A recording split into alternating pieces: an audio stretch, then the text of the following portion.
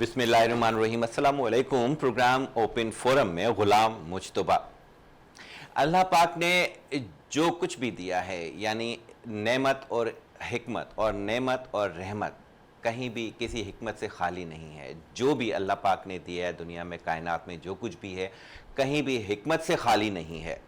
اگر اللہ پاک نے گرمی دی ہے تو بھی اس کے اندر کچھ حکمت ہے، فائدہ بھی ہے، اور کہیں کہیں ہمیں لگتا ہے کہ ارے یار آج تو بہت زیادہ گرمی ہو گئی، لیکن وہ گرمی بھی کہیں نہ کہیں حکمت سے خالی نہیں ہے۔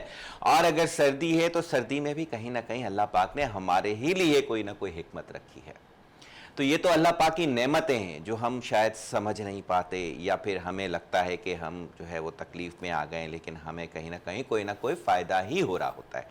اللہ پاک نے ایک اور نعمت، بہت ہی بہترین نعمت ہم مسلمانوں کے لیے، انسانوں کے لیے اللہ تعالیٰ نے رائج کی، فرض کر دی کہ اگر کوئی غریب ہے، کوئی پورا سال اگر کوئی اس قوت میں نہیں ہے کہ وہ گوشت کی خریداری کر سکے، گوشت کھا سکے، اچھا کھانا کھا سکے، تو اللہ پاک نے ایک قربانی فرض کر دی ایسے لوگوں پہ کہ جو استطاعت رکھتے ہوں، یعنی جو قربانی کر سکتے ہوں، ان کے اوپر فرض کر دی۔ اور یہ فرض کر دیا کہ وہ لوگ جو قربانی نہیں کر سکتے، وہ لوگ جو گوشت خرید نہیں سکتے، ان میں بانٹیں، ان کو دیں، تاکہ وہ بھی آپ کے ساتھ انہیں کوئی فیل نہ ہو کہ ہمارے پاس کچھ ایسا ہے نہیں کہ ہم گوشت خرید سکتے ہیں یا اچھا کھانا کھا سکتے ہوں۔ لیکن اس کے اندر اللہ پاک نے کچھ ایسی چیزیں بھی رکھی ہیں کہ اگر ہمیں، یعنی اگر یہ گوشت کی بھی بات کی جائے یا کسی بھی نعمت کی اور رحمت کی بات کی جائے، اسے اگر ہم ضرورت سے زیادہ استعمال کرتے ہیں کسی بھی چیز کو، تو ضرور اس کے نقصانات ہوتے ہیں۔ اور یہی چیز جب قربانی ہوتی ہے تو ہم لوگ فریجوں کو بھی بھر لیتے ہیں، فریزرز بھی ہمارے بھرے ہوئے ہوتے ہیں، اور اس کے علاوہ جو کھانا صبح بھی گوشت اور دوپہر میں کباب اور رات میں کڑھائی، اس طرح کر کے چل رہی ہوتی ہیں چیزیں۔ تو یہ سب کچھ ویسے بظاہر تو ٹھیک لگتا ہے، اچھا لگتا ہے، لیکن بعد میں تکالیف کا باعث بھی ہوتا ہے۔ بعد میں کافی ایسی بیماریاں بھی بعد میں ظاہر ہوتی ہیں کہ جو ہمیں لگتا ہے کہ یار وہ پتہ نہیں اب کیا ہو گیا، اب کیسے ہوگا اور کیسے ٹھیک ہوگا۔ بعض ایسی بیماریاں ہیں جو تھوڑی سی دوائی سے ٹھیک ہو جاتی ہیں، لیکن بعض ایسی ہیں کہ جو لانگ ٹرم چلتی ہیں۔ آج ان سب پہ بات کرنے کے لیے ہم نے اپنے اسٹوڈیو میں طب کے ماہر حکیم عامر رشید صاحب کو مدعو کیا ہے کہ وہ ہمیں زیادہ جو ہے وہ جو استعمال کرتے ہیں ہم گوشت، ان کے نقصانات کے بارے میں بتائیں، اور یہ جو ان کے فوائد ہیں ان کے بارے میں بتائیں۔ حکیم صاحب آپ کو خوش آمدید کہتے ہیں۔ بہت شکریہ جی۔ حکیم صاحب دیکھیں، موضوع تو بڑا بہترین ہے، ابھی عید کی آمد ہے، عید آ رہی ہے، اور ہم چاہیں گے کہ عید کے جو مزے ہم لوگ لیتے ہیں، ان مزوں میں کہیں نہ کہیں احتیاط بھی چھپی ہوئی ہے، تو ہم چاہیں گے آپ سے اس حوالے سے بھی کچھ باتیں کریں۔ لیکن سب سے پہلے یہ میں آپ سے پوچھنا چاہوں گا کہ یہ قربانی ہے کیا؟ بہت شکریہ جناب، آج آپ نے ہمیں دوبارہ موقع دیا اپنا موقف پیش کرنے کے لیے۔ اب آپ دیکھیے کہ ازل سے ایک طریقہ کار چلا آ رہا ہے رب کا۔ رب نے قرآن پاک میں ارشاد فرمایا کہ ان اللہ اشتری من المؤمنین انفسہم واموالہم بان لہم الجنہ، کہ بے شک اللہ تعالیٰ نے سودا کیا ہے مومنوں کے ساتھ کہ تم اپنی جان اور اپنا مال میرے حوالے کرو تو میں تمہیں جنت کی بشارت۔ کیا بات ہے، کیا بات ہے۔ اب مال کی تقسیم میں بہت بڑا حصہ جو ہے وہ قربانی کا بھی رکھا۔ کیا بات ہے، ماشاءاللہ۔ تو یہ اللہ تعالیٰ کے ساتھ سودے بازی ہے جی، اللہ تعالیٰ سے سودے بازی کرتے ہیں۔ قربانی کا مفہوم بیسیکلی یہ ہے۔ اور پھر جب کسی ہماری برے اعمال کی وجہ سے پرانے زمانے میں بھی جب اللہ تعالیٰ ناراض ہوتے تھے تو لوگ اللہ تعالیٰ کو خوش کرنے کے لیے قربانیاں اور چڑھاوے پیش کیا کرتے تھے۔ اچھا، ایسا بھی تھا۔ اور اس کا طریقہ کار یہ تھا کہ وہ گوشت یا گوشت سے بنی ہوئی کوئی چیز یا کوئی جانور اللہ کے نام پر کاٹ کر ایک پہاڑی کی چوٹی پر رکھ دیتے تھے، تو آسمان سے ایک آگ آتی تھی اور وہ اس کو جلا دیتی تھی، اور اس کا مطلب یہ تھا کہ اللہ راضی ہو گیا، کہ قربانی قبول ہو۔ کیا بات ہے، کیا بات کرتے ہیں۔ بعد میں پھر یہ طریقہ ختم ہو گیا، اور جس کی قربانی اللہ تعالیٰ قبول نہیں فرماتے تھے اس پہ آسمانوں سے بجلی نہیں گرتی تھی، اور وہ اس کا گوشت ویسے کے ویسے پڑا رہا۔ کیا نشانیاں اللہ پاک نے اپنے ہاں سے دی، میرے رب نے ایسا بتایا ہے جی۔ اور پھر بہت سارے لوگوں نے اس قربانی کو اپنی منتیں ماننے کے لیے، اللہ کو راضی کرنے کے لیے بھی پیش کیا۔ اب آپ یہ دیکھیں، اللہ پاک خود قرآن پاک میں فرماتے ہیں، یہ کوئی اتنی ہے کہ عام طور پہ لوگ اختلاف کرتے ہیں، لیکن اختلاف کی بات نہیں ہے۔ اللہ پاک فرماتے ہیں کہ واؤفو بالنظر، کہ تم اپنی جو نظر مانو اس کو پورا کر دیا کرو۔ یہ نظر بھی مانی جا سکتی اچھا، یعنی یہ اگر مننا ہے تو نظر، یہ تقریباً اس میں کچھ فرق ہے؟ بس ایک ہی، اللہ تعالیٰ کو خوش کرنے کا کوئی طریقہ اختیار کریں آپ، تو وہ اللہ تعالیٰ فرماتے ہیں اگر تم کسی بھی طریقے سے مجھے راضی کرنا چاہیے تمہیں نا، خواہ اپنے مال سے کرو، خواہ اپنی جان سے کرو، خواہ اپنے کسی عمل سے کرو، خواہ کچھ دے کر مجھے کرو یا کچھ عمل کر کے کرو، لیکن اللہ تعالیٰ چاہتا ہے کہ مجھے راضی کرو، تو اس میں بھی قربانیاں دی جاتی تھیں۔ اور یہ ہمارے ہاں اسلام میں قربانی کا جو سب سے بڑا جو درس دیا جاتا ہے وہ حضرت ابراہیم علیہ السلام سے ہے، بے شک ایسے، اور ان کے جو بیٹے حضرت اسماعیل علیہ السلام جن کو ذبیح اللہ کہا جاتا ہے، ان کی طرف سے یہ قربانی منسوب ہے ماشاءاللہ، کہ جب اللہ تعالیٰ کسی کو بڑا رتبہ دینا چاہتے ہیں تو اسے قربانی مانگتے ہیں، سبحان اللہ، سبحان اور وہ قربانی اتنی بڑی تھی کہ اللہ تعالیٰ نے ان سے ان کا بیٹا ہی مانگ اللہ، لیا اولاد کی سب سے بڑی بات ہے یہ۔ کہ اپنا بیٹا ہی قربان کر دو۔ اب قرآن پاک میں دیکھیے اللہ تعالیٰ بڑی خوبصورت بات ارشاد فرماتے ہیں 4 پارے میں کہ لن تنالوا البر حتی تنفقوا مما تحبون، کہ تم اس وقت تک بھلائی کو نہیں پہنچ سکتے جب تک تم اس چیز کو خرچ نہ کرو جس سے تمہیں بہت محبت ہے۔ بات ہے، کیا بات ہے، اب یہ چیزیں اللہ تعالیٰ کی یعنی طرف اولاد سے زیادہ تو کوئی کچھ محبت بھی ہے؟ نہیں، تو رب نے ان کا اولاد سے امتحان لیا جی۔ بے شک، تو اب ہمیں پھر آپ یہ دیکھیے کہ جب وہ پورا واقعہ پیش آتا ہے اس کے بعد ایک مینڈھا اللہ تعالیٰ اوپر سے بھیجتے ہیں، جنت سے ایک مینڈھا آتا ہے اور ابراہیم علیہ السلام اس کے گھر پہ چھری چوری پھیرتے ہیں، پھیرتے ہیں، اور وہ کئی 100 سالوں تک اس کا جو سر تھا کٹا ہوا وہ ہمارے خانہ کعبہ کے اوپر نصب رہا، اوکے، کیونکہ اللہ کی نشانی تھی، جس کا مطلب ہے یہ تمام انبیاء کا، اور ایون سرکار دو عالم صلی اللہ علیہ وآلہ وسلم جو دین ابراہیمی کے ساتھ دین اسلام لے کر آئے ہیں اس میں بھی قربانی کو بہت بڑا ایک اس کا حصہ ہے اس کا، بہت بڑی بات، تو یہ اس کا مطلب یہ ہے کہ اس کی تاریخ بھی ہے جی ہاں، اور اس میں اسلام بھی ہے، اور ہمارے لیے اللہ تعالیٰ کو راضی کرنے کا یعنی آسان طریقہ قربانی کا یہ اللہ تعالیٰ کو راضی کرنے کا آسان طریقہ کہ قربانی کی جائے۔ قربانی۔ ٹھیک ہے، اچھا اب آ جائیں، دیکھیں انبیاء کرام کا ایک تسلسل رہا، پھر نبی صلی اللہ علیہ وآلہ وسلم پہ ختم نبوت والا سلسلہ ہے، یہاں تک جو ہے وہاں سے لے کے یہاں تک قربانی کا جو سلسلہ ہے وہ چلتا رہا ہوگا ڈیفینیٹلی۔ نبی صلی اللہ علیہ وآلہ وسلم نے اس حوالے سے میں چاہوں گا کہ تھوڑا سا اگر مختصراً بتا دیں کہ ان کو گوشت کون سا پسند تھا اور قربانی میں کون سا جانور پسند تھا؟ بہت بہترین سوال ہے سر آپ کا۔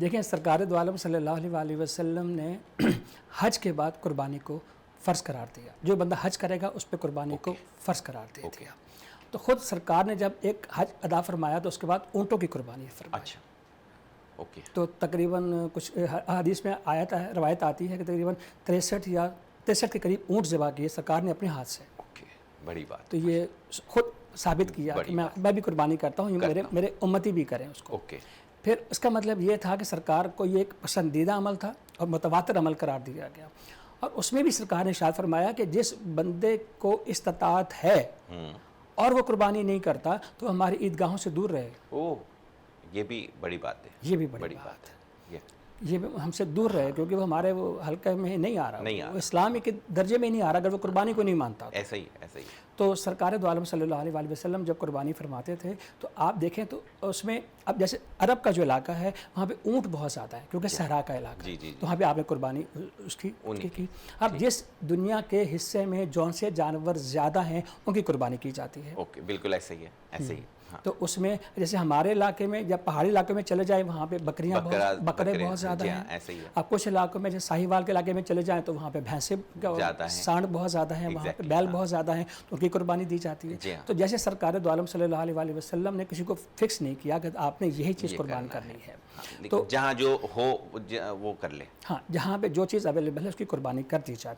اب اس کے اندر آپ دیکھے جائے تو سرکار دو عالم صلی اللہ علیہ وآلہ وسلم گوشت کو بہت پسند فرماتے تھے، اچھا، اور اسپیشلی سرکار کو یہ جو دستی کا جو گوشت ہے، یہ جو شانے کی جو پیچھے جو گوشت ہوتا ہے کسی بکرے کا، وہ بہت بہت پسند فرماتے تھے۔ اچھا، یعنی بکرے کا جو دستی کا جو گوشت ہے سرکار کو پسند تھا، اور پھر سرکار کو گردن کا گوشت بہت پسند تھا۔ اچھا، گڈ، یعنی یہ ہو گئی ان کی پسند پہ بات آ گئی، یعنی اگر ان کو پسند تھا تو اس کا مطلب ہے اس کے اندر کوئی حکمت، کوئی شفا والی ضرور چھپی ہوئی ہوگی۔ بالکل، اور کیونکہ سرکار دو عالم صلی اللہ علیہ وآلہ وسلم نے بغیر حکمت کے تو کوئی بات یا کوئی کام کیا ہی نہیں میرے خیال سے۔ نہیں، وہ تو ان کے بارے میں خود رب العالمین فرماتے ہیں کہ وما ینطق عن الہویٰ ان وَإِلَّا وَحْيٌ یوحیٰ کہ یہ اپنی طرف سے کوئی لفظ اللہ کے نبی نہیں عطا فرماتے بلکہ جو ان کو اللہ تعالیٰ وحی کرتے ہیں یہ وہی بولتے ہیں تو وہی بولتے ہیں اور یہ وہی عمل کرتے ہیں. بڑی بات ہے، بڑی بات ہے سر یہ بتائیں کہ قربانی ہمارے ہاں بھی الحمدللہ جو ہے وہ پاکستان میں بھی بہت زیادہ ہوتی ہے، اور اتنی ہوتی ہے کہ گوشت یہاں سے ایکسپورٹ بھی ہوتا ہے، باہر جاتا ہے، سعودیہ جاتا ہے، مختلف ایسے ممالک میں بھی جاتا ہے کہ جہاں پر لوگ استطاعت کم رکھتے ہیں، کم گوشت جہاں پر ہوتا ہے وہاں بھی یہاں پہ بھیجا جاتا ہے قربانی کا گوشت کہ وہاں کے لوگ کھا سکیں. ہمارے ہاں بھی یہ نظام جو ہے کہ بہت زیادہ تعداد میں ہمارے پاس گوشت ہوتا ہے. لوگ آپ کو جیسے میں نے بتایا کہ فریج بھی بھر لیتے ہیں اور فریزرز بھی بھر لیتے ہیں. اس پہ بھی بات کریں گے کہ کتنے عرصے تک جو ہے اس گوشت کو ہم رکھ سکتے ہیں. لیکن میں ایک خاص چیز آپ سے پوچھنا چاہ رہا ہوں کہ قربانی کے گوشت میں ایک خاص قسم کی مہک آتی ہے. جی کیوں آتی ہے سر، اس کے بارے میں اکثر لوگ یہی کہتے ہیں کہ ہم عام گوشت جو دکانوں سے خریدتے ہیں وہ بڑا میٹھا ہوتا ہے، اس میں سے کوئی اسمیل نہیں آ رہی ہوتی، لیکن جو ہم قربانی کا گوشت کھاتے ہیں اس میں سے ہمیں اسمیل آتی ہے، مہک آتی ہے. مہک آتی ہے کیوں آتی ہے؟ جی اب اس کا آسان سا میں آپ کو ایک بات بتاؤں. آپ کسی بھی کسائی کو دیکھیے گا، وہ جانور کو جب ذبح کرتا ہے تو اس کے مکمل ٹھنڈے ہونے کا انتظار کرتا ہے اور اس کے بعد اس کو لٹکا دیتا ہے. یس آپ کو کسائی کی دکان پہ ہر جانور، وہ بڑا جانور ہو خاص چھوٹا جانور ہو، لٹکا ہوا نظر آئے گا. ایسے ہی وہ لٹکاتے کیوں ہیں؟ یعنی لٹکانے میں بھی ایک حکمت ہے، بڑی بات ہے. کیا بات؟ جو گلا کاٹنے سے جتنا خون نکل گیا سو نکل گیا، لیکن جب اس کو لٹکاتے ہیں تو اس کے جسم میں جتنا خون ہوتا ہے وہ سارا ہی نکل جاتا ہے. اوکے. اب ایک اصل میں مفہوم یاد رکھیے گا، یہ جو اسمیل ہے گوشت کی نہیں ہے، یہ خون کی ہے. جب آپ اس کو لٹکائیں گے جانوروں کو تو پورا خون نکلے گا، قطرہ کر کے وہ نکل جائے گا. آپ تھوڑا سا صبر سے کریں. لیکن ہمارا مشاہدہ یہ بتاتا ہے کہ ہمارے پاکستان میں جب قربانی ہو رہی ہوتی ہے تو جانور جہاں گرتا ہے اس کو وہیں پہ اس کی کھال اتارنا شروع کر دیتا ہے. ہاں ایسا ہی ہے، کیونکہ وہ ٹائم کا بھی ایشو ہوتا ہے، اور یہ ہوتا ہے کہ ٹھیک ہے اب تو ٹھنڈا تو ہو ہی گیا ایک طرح سے، ہم نے ذبح بھی کر لیا تو اب نکال دیں. تو وہ اس کو نہ لٹکانے کی وجہ سے، مکمل خون نہ نکلنے کی وجہ سے پھر اس کے اندر گوشت میں ہمیشہ مہک رہ جاتی ہے. پھر آپ یہ دیکھیے کہ کوئی جانور جب ایک دوسرے کے سامنے ذبح کر دیتے ہیں ہم لوگ، یہ کتنی بڑی بات ہے. آپ نے ایک محاورہ سنا ہوگا، اس کا خون خشک ہو گیا.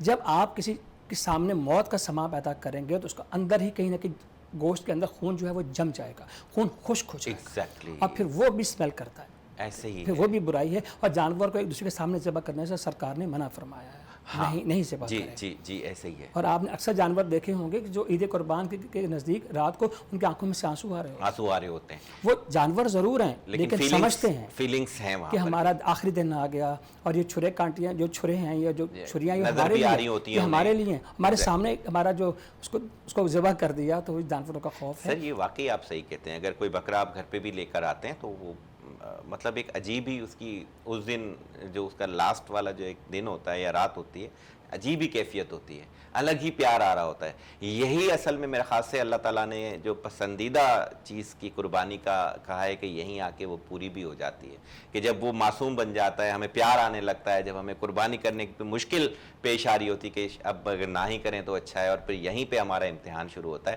کہ نہیں کرنی تو ہے. تو بہرحال باتیں بہت زبردست چل رہی ہیں سر. ابھی وقت ہوا ہے ایک بریک کا، بریک لیتے ہیں. ناظرین ایک بریک لیتے ہیں، اس کے بعد پھر واپس آتے ہیں. اور گوشت کی جو زائد مقدار میں اگر کھایا جائے تو اس سے کیا نقصانات ہوتے ہیں، اور اگر کم بھی کھایا جائے تو قربانی کے گوشت میں ایسی کیا چیز ہوتی ہے کہ جو کبھی کبھی بیمار بھی کر دیتی ہے. واپس آتے ہیں وقفے کے بعد، پھر اس کے بعد سلسلہ شروع کرتے ہیں.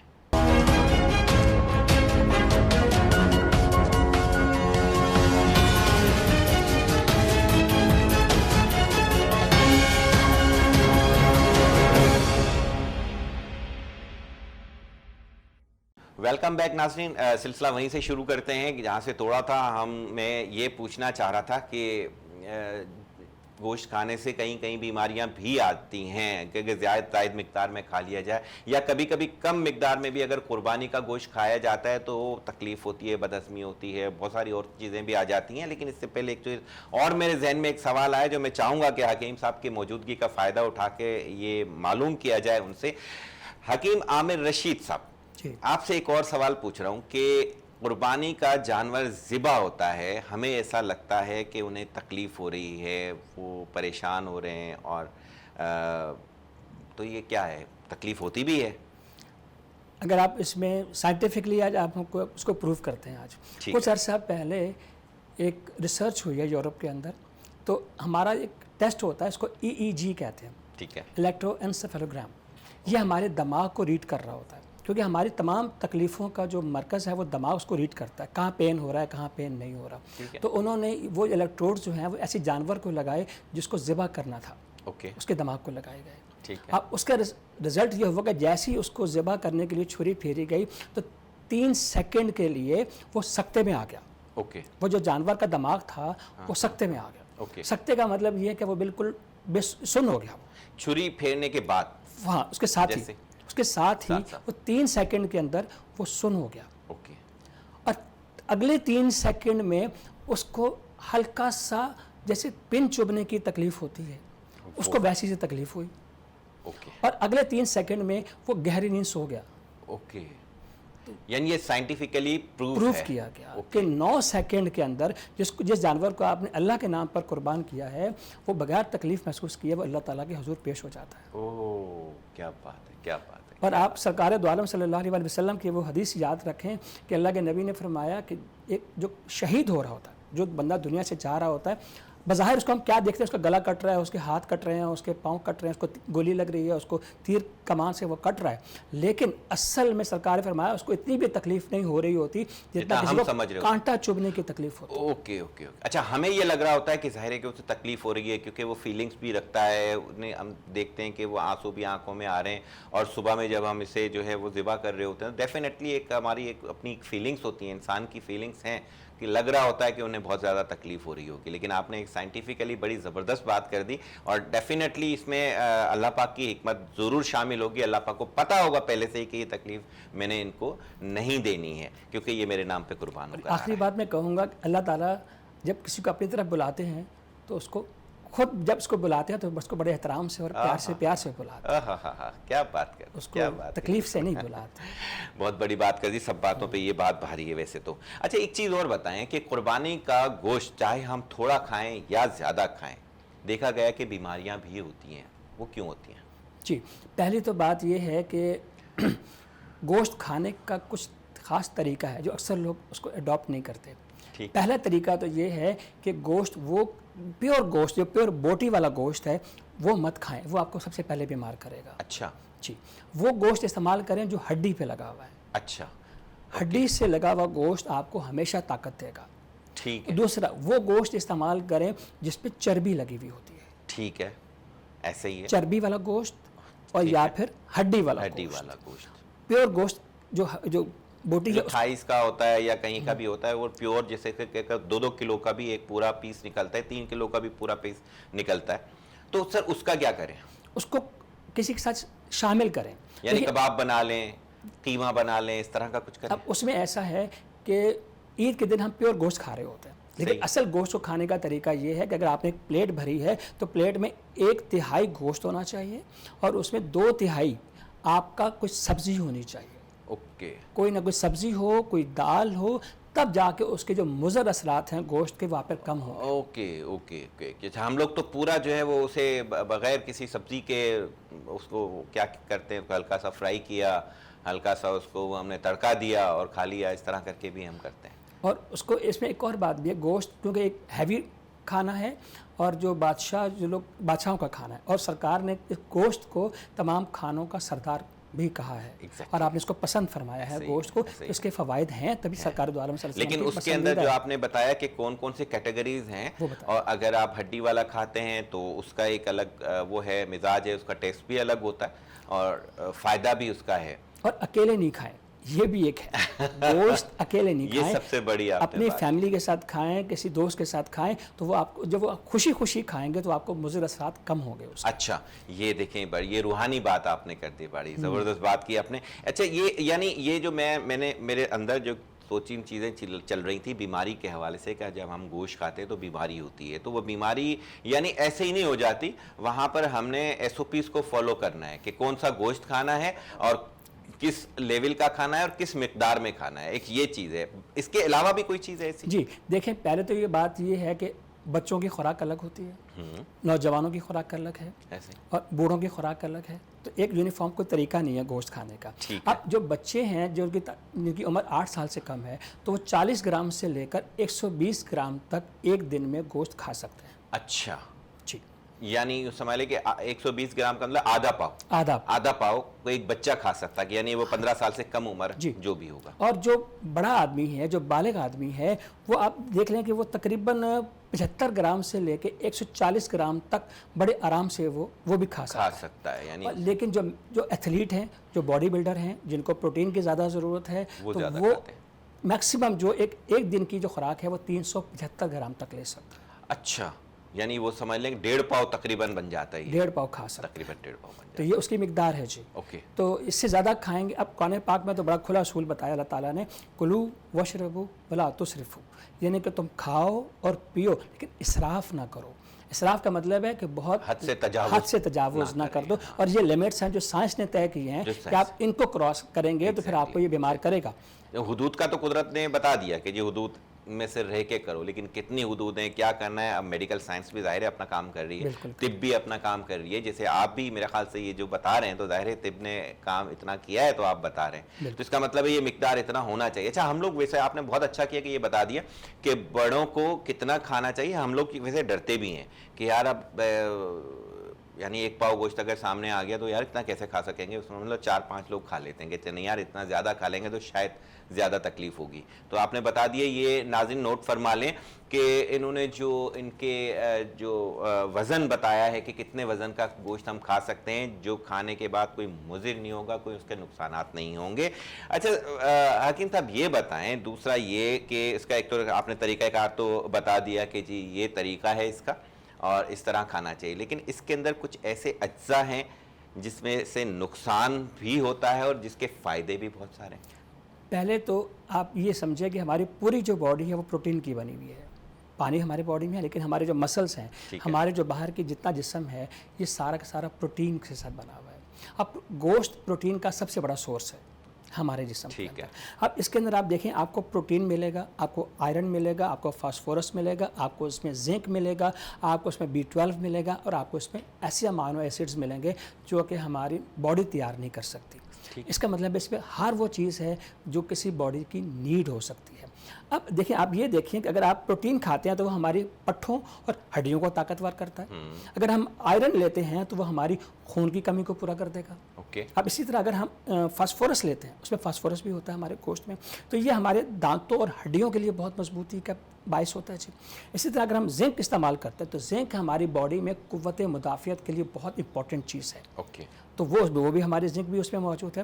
विटामिन B12 हमारी पूरी बॉडी की एनर्जी को पूरा करने के लिए बहुत मेन रोल प्ले करता है, और वो भी इसके अंदर सफिशिएंट अमाउंट के अंदर है। ये सारे इसकी अच्छाइयाँ हैं और अमाइनो एसिड्स हैं कि जो हमारे तमाम हार्मोन्स जितने हैं, हमारे जितने एंजाइम्स हैं और जितने हमारे न्यूरोट्रांसमीटर्स हैं, ये सारे प्रोटीन बेस्ड हैं।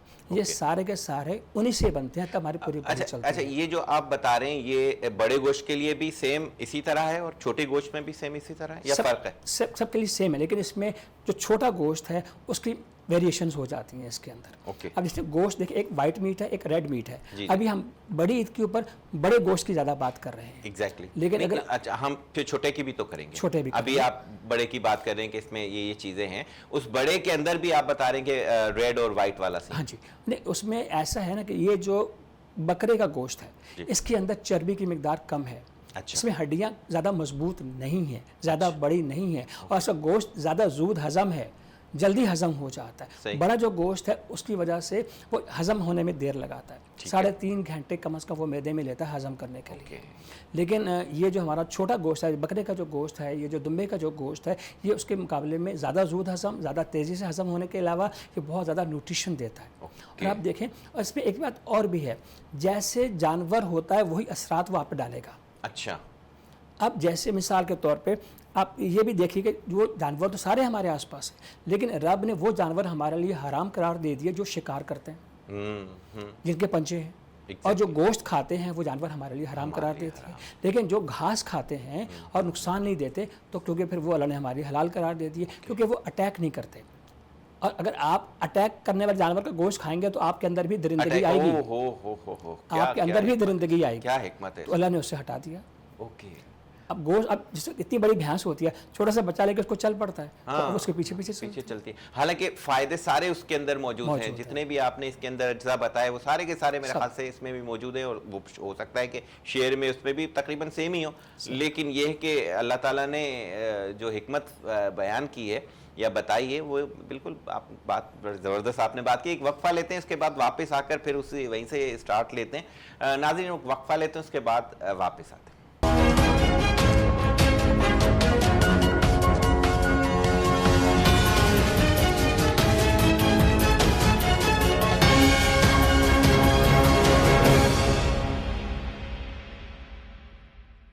ویلکم بیک ناظرین، سلسلہ وہیں سے جوڑتے ہیں، اور میرے ذہن میں ایک سوال آ رہا تھا کہ میں عامر بھائی سے پوچھوں۔ عامر بھائی، لوگ جو ہے نا مہینوں بلکہ میں نے تو دیکھا ہے کہ تقریباً 3-4 مہینے تک بھی گوشت چلتا ہے فریجز میں اور اپنا ڈیپ فریزرز میں، تو یہ بتائیں کہ کتنے عرصے تک قربانی کا گوشت رکھا جا سکتا ہے فریزرز میں، اور پھر اس کے کھانے کا طریقہ کیا ہے، یہ ذرا بتائیں، پھر میں اگلے سوال کی طرف آتا ہوں۔ جی مجتبیٰ صاحب، اس میں ایسا ہے کہ ایک تو ہمیں پہلے روایت یہ ملتی ہے کہ سرکار دو عالم صلی اللہ علیہ وسلم کو جو ازواج مطہرات میں سے کسی نے گوشت نمک ڈال کے سیو کر کے بعد کھلایا، سرکار نے 3 دن کے بعد اس کو کھانے سے رغبت نہیں فرمائی، اچھا، کہ 3 دن کے قربانی کا گوشت 3 دن سے زیادہ نہیں کھانا چاہتے، اوکے، کیونکہ اس کی وجہ یہ تھا وہ قربانی کے لیے تھا، وہ تو تقسیم کرنا تھا، تقسیم اور ایک حصہ فقیروں کو اسٹور کرنا، تو پھر وہ بات منع ہے، اسلام مکروہ ہے، منع نہیں کہنا چاہیے، کہ بس اچھا نہیں سمجھا جائے، اس کو تقسیم کرنے کے لیے دیا گیا ہے، غریب لوگ بھی گوشت کھا سکیں۔ اب اس میں یہ ہے کہ اگر آپ کو فریج میں رکھنا ہے تو آپ کو کوئی روک بھی نہیں سکتا، آپ رکھیں اس کو، لیکن ہم اس اسٹینڈرڈ کو میٹ ہی نہیں کرتے جو اس کو پرزرو کرنے کے لیے ہے، کیونکہ سر -18 ڈگری ٹیمپریچر ہوگا تو گوشت صحیح فریز ہوگا، اچھا، -18 ڈگری، ٹھیک ہے۔ ہمارے ہاں جو گھروں میں جو فریج ہیں وہ عام طور پہ وہ 0 پہ ہم نے فریزر کو رکھا ہوتا ہے، یا ڈیپ فریزر کو -2 پہ رکھا ہوتا ہے، زیادہ سے زیادہ 8 تک کا یا 9 تک کا میرے خیال سے آتا ہے ٹیمپریچر، وہ فریج ہے نیچے کا، ہاں، اور فریزرز کا وہ مائنس، اس کو -2 یا 3 پہ رکھا جاتا ہے عام طور پہ، لیکن اصل میں گوشت کو پرزرو رکھنے کے لیے -18 ڈگری ریکوائرمنٹ ہے، اگر آپ وہ رکھیں گے تو یہ گوشت 1 سال تک بھی محفوظ رہ سکتا ہے، اوکے، اور اگر آپ اس کو کا ٹیمپریچر کم کریں گے تو یا اس کا یعنی کہ وہ بجائے -8 کے اگر آپ نے -0 پہ رکھا ہوا ہے یا 1 پہ ٹیمپریچر رکھا ہوا ہے تو اس میں بیکٹیریا پیدا ہو جائیں گے اور اس میں خرابی پیدا ہونا شروع ہو جائے گی۔ اچھا، عام طور پہ جو فریجز ہیں اس کے اوپر جو کھانا ہوتا ہے اپنا فریزر والا، اس کا کتنا ہوتا ہے؟ -2 کے قریب، وہ -2 کے قریب، یعنی وہ تو وہ بھی کام کا، حالانکہ وہ تو جم کے پتھر ہو جاتا ہے گوشت وہاں پر بھی، یہی مسئلہ ہے، لیکن آپ یہ کہہ رہے ہیں کہ وہ بھی فروٹفل نہیں ہے گوشت رکھنے کے لیے۔ اگر دوسری بات یہ کہ فریج کے دروازے بار بار کھلے جاتے ہیں تو یہ بار بار کھلنے سے اس کا ٹیمپریچر فلکچویٹ کرتا ہے، اوکے، اور اس کے گوشت کی جو پرزرویشن ہے وہ میٹر خراب ہوتی ہے، یا تو بند کر کے رکھیں تو بند ہی رہے، پھر وہ بند ایک الگ ہی کہانی ہے، لیکن کھولتے ہیں، پھر اس کو ریپر کیا جائے یا پھر ایئر ٹائٹ کر کے آپ اس کو رکھیں گے تو گوشت خراب نہیں ہوگا، اگر اس میں ایئر ٹائٹ کرتے ہیں آپ اس کو، اور بار بار اس کا جو ٹیمپریچر ہے ایک جگہ پہ مینٹین رکھیں۔ ہمارے ہاں لوڈ شیڈنگ کا پرابلم ہے، بچے چیزیں نکالتے ہیں فریج میں سے کھولتے رہتے ہیں تو نہ ٹیمپریچر مینٹین ہوتا ہے، نہ بیکٹیریا اس کو آپ ریزسٹ کر سکتے ہیں، اور یہ چیزیں ہمیشہ خرابی کی طرف جاتے ہیں۔ اس سے نقصان کیا ہوتا ہے سر؟ اس سے دیکھیں سر، نقصان کی تو خیر باتیں بہت ساری ہیں۔